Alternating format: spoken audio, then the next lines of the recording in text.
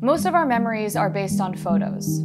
Photos we've taken, photos we've seen. These images usually symbolize our happiest moments, but they fade with time and are hard to recreate. By integrating the photos into clay, I make sure these memories will never get lost. It's a bittersweet feeling, as the same fire that burned my photos is now used to keep them safe.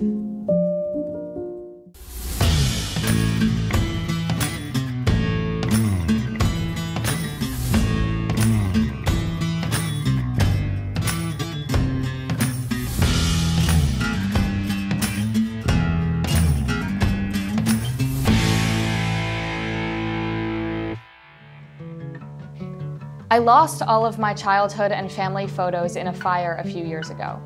It made me realize how meaningful these memories were to me, and it's one of the reasons that made me work on this project and create this body of work. My name is Neta Bar-Zion. I'm an artist. I work with images and clay. This body of work is called Secondhand Artifacts.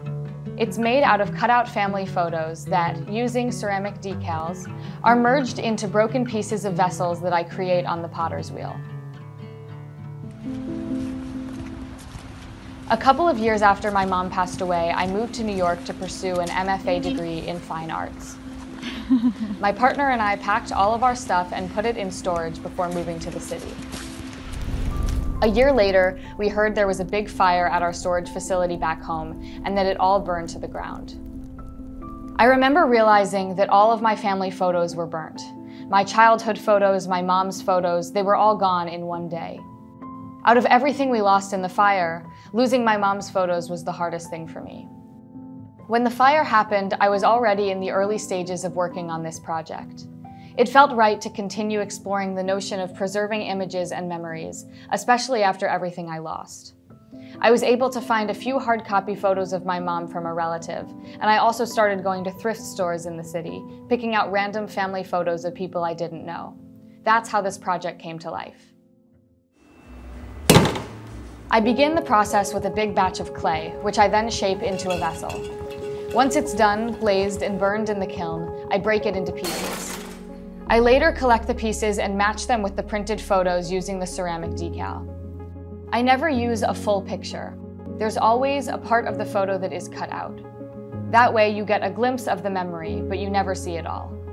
It's important for me to choose images that capture happy moments, a sweet memory, a smile, universal life events that we can all relate to in one way or another and are now saved forever, just like an archaeological artifact. Fire destroyed my most important memories, but that same element helps me preserve the photos that I was able to recover. My experience and loss made me act and work from a sense of urgency and a need to preserve memories. This is what drives me to make this kind of artwork. To know that there are moments in life that will live forever and will not be forgotten or lost.